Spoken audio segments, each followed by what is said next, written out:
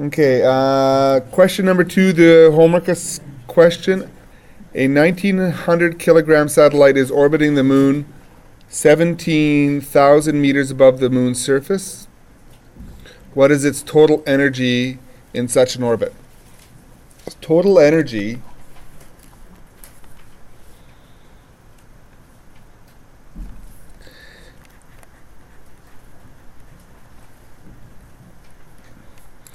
in this case is the sum of the potential energy plus the kinetic energy.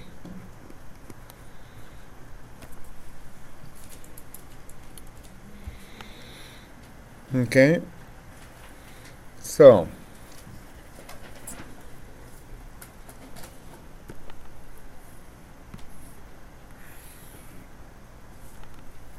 what is its potential energy?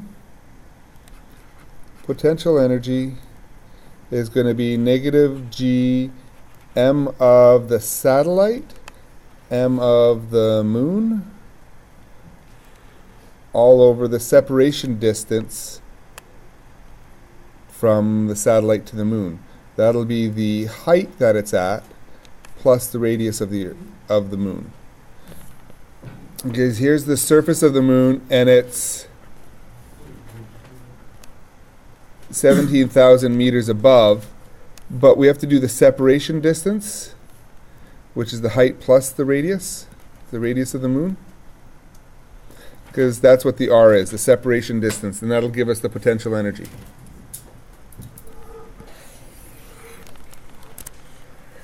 So that's its potential energy, and we have to add the kinetic energy. So we add the kinetic energy, and the kinetic energy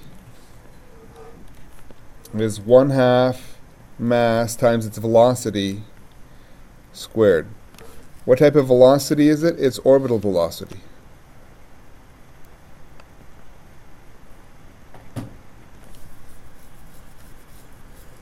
Okay, we have the mass of the satellite, and that's 1900 kilograms.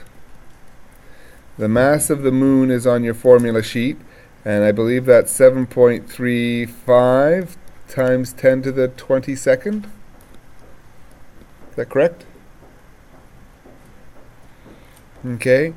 The height above the surface is 17,000 meters, and the radius of the moon, that one I don't have memorized, 1 point something.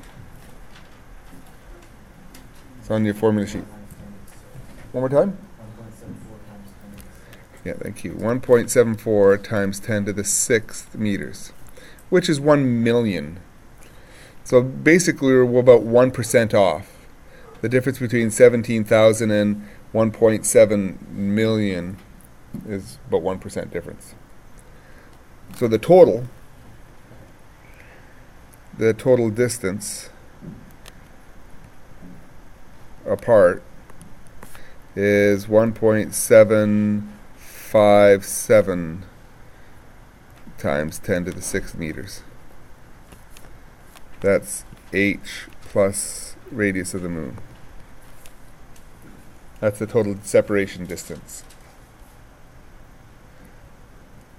So we have the constant g, we have the m's, we have the h, we have the r, we have the mass of the satellite. We just don't have the orbital speed, and that we can calculate. Okay, that goes back a few lessons. To get the orbital speed, we have to balance forces.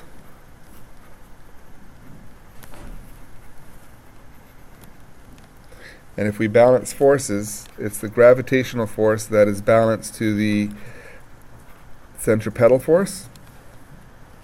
And we'll use mv squared over r.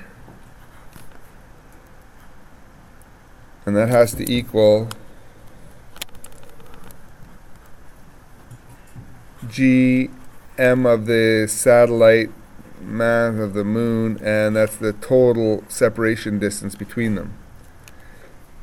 We look at canceling things here. An r will cancel out with one of the r's over here. The mass of the satellite will cancel out with the mass of the satellite. I'm going to do something very daring here. Okay, not really. I'm going to leave it as v squared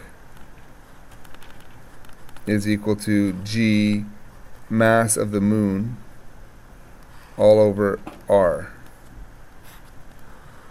Why do I leave it as v squared? Because this is the orbital speed squared. Nice.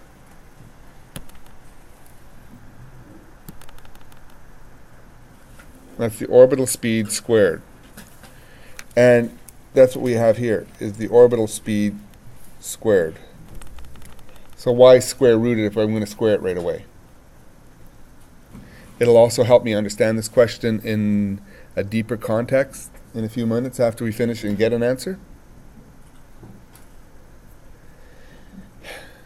So let's plug in the numbers.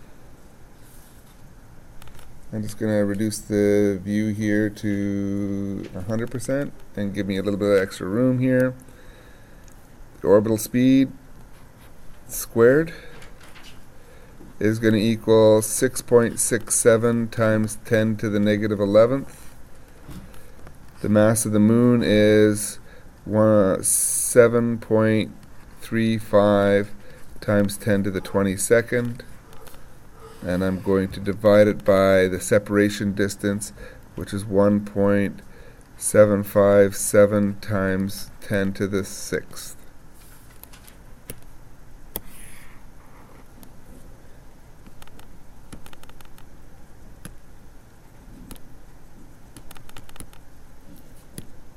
Okay, G, I put that in as a constant, times 7.35 e to the 22nd, divided by 1.757 e to the 6th. That'll be v squared.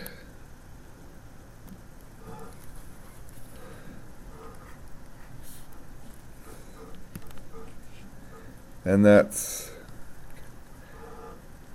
2,790,239. Let's just see what the square root of that is, just to see what the speed is. So the speed is v is 1.6 kilometers every second, 1,670 meters per second. But that's v squared, that we want that v squared. So let's calculate what this is, what these two numbers are, now that we have all the numbers. So that's v squared. I'm going to multiply that by the mass of the satellite and divide it by a half, divided by 2. So I'll divide it by 2 and multiply it by 1900. And that'll be the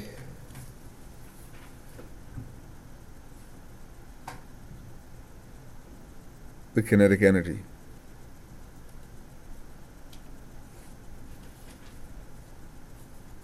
Okay, so that is 2.65 times 10 to the 369.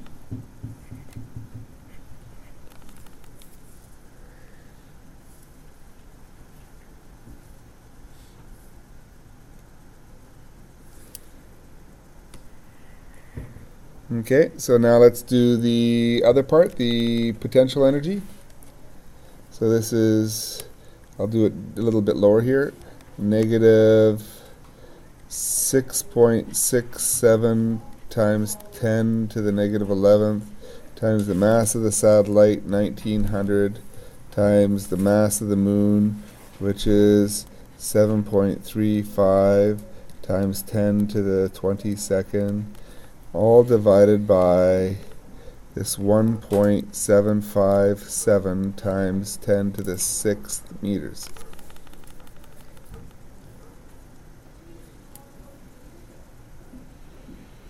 Okay.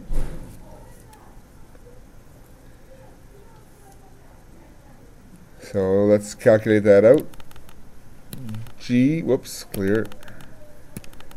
G times 1900 times 7.35 e to the 22nd divided by the total distance separating the two objects, 1.757 e to the 6th.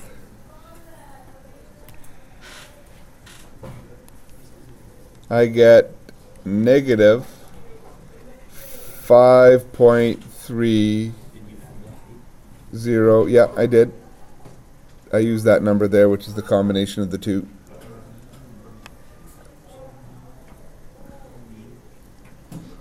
Okay, times 10 to the negative 9th. So I have the potential energy here. I have the kinetic energy here. And I have to add them together. Okay, we're getting ready to start the aha moment where, hey, things are looking interesting. Weird and interesting. Okay, I add these together. Well, this is supposed to be a negative number. So I take negative this answer. And I have to add 2.65 e to the 9th. And I get 2.65 e to the 9th. So the potential energy plus the kinetic energy, and this is the potential energy, and this is the kinetic energy. And when I add them together, I get negative 2.65 times 10 to the 9th joules. Okay, it's the exact same number as that, except negative. There's something interesting. Is that, there we go. You got the aha moment. Something's weird.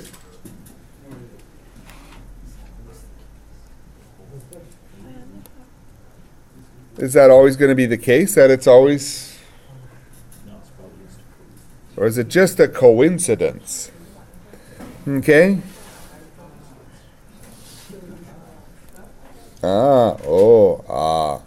Okay.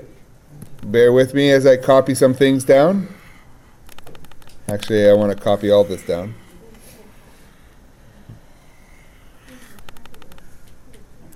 Copy.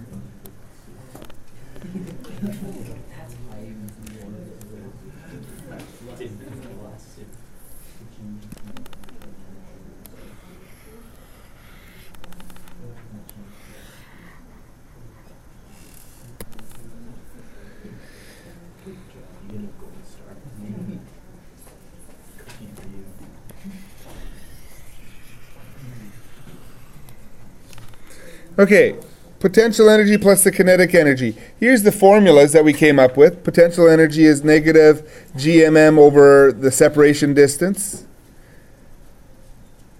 And instead of just the combination of the height and plus the radius of the planet, I'll just do r for the separation distance. The radius between them two, because it's an orbit. And then 1/2 mv squared, and that's v squared is just this. So I'm just going to rewrite this with that introduced inside. ms, mass of the moon, over r, plus 1/2 g ms, mass of the moon, over r. I just introduced that into here. I get this and this to be identical. So whatever that number is, it's kind of like minus a plus half a. Well, what's minus a plus a half a? Negative half a. You start off at negative a and add a half an a, you get negative half a. So that means, well, what does it mean?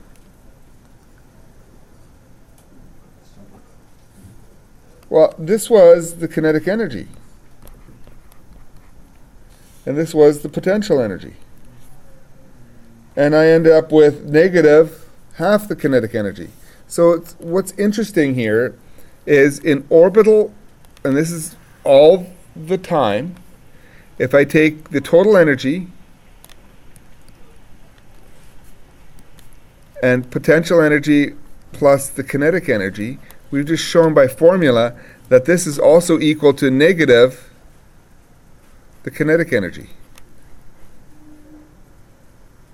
By formula, it's this. The total energy of a system in orbit, of an object in orbit, is also equal. You normally just calculate the potential energy and kinetic energy, but by formula, it reduces down to be just the negative kinetic energy.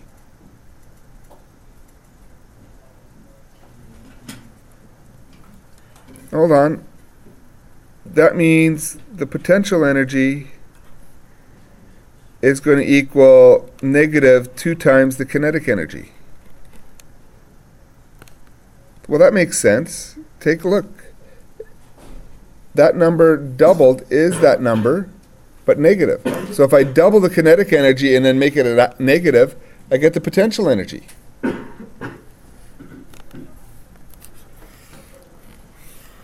This is something that is true in orbits. If I have an object in orbit, if I double its kinetic energy and make it negative, I have its potential energy. Here's just a quick question.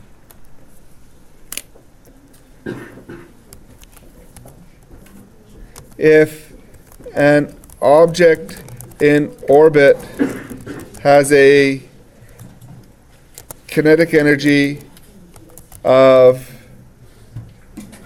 10 joules, what is the total energy of the system?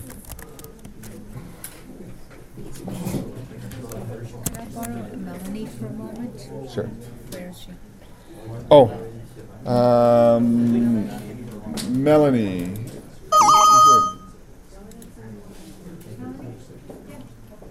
Oh, Elphinstone, there.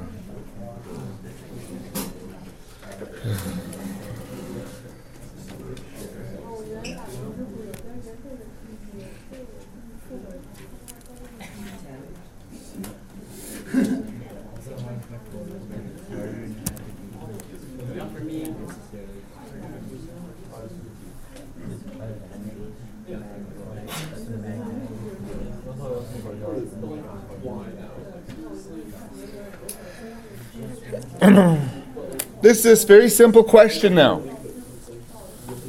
If an object in orbit has a kinetic energy of 10 joules, what is the total energy of the system? Negative 10 joules. Ba-dum. That's it.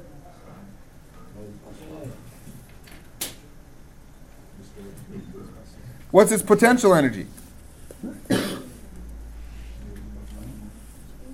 Negative 20. There's a beautiful relationship, and it's a law that you can use. So if you want, on a test, you can use that.